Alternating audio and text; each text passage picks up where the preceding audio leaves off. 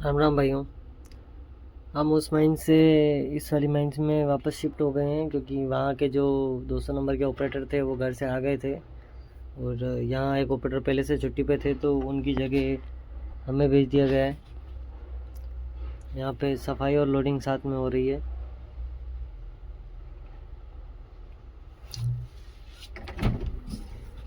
हम अभी दूसरी माइंस में हैं जहाँ हम पहले फर्स्ट में ब्रेकर चला रहे थे। ठीक है गाइस, करते हैं लोडिंग, मिलते हैं थोड़ी देर बाद।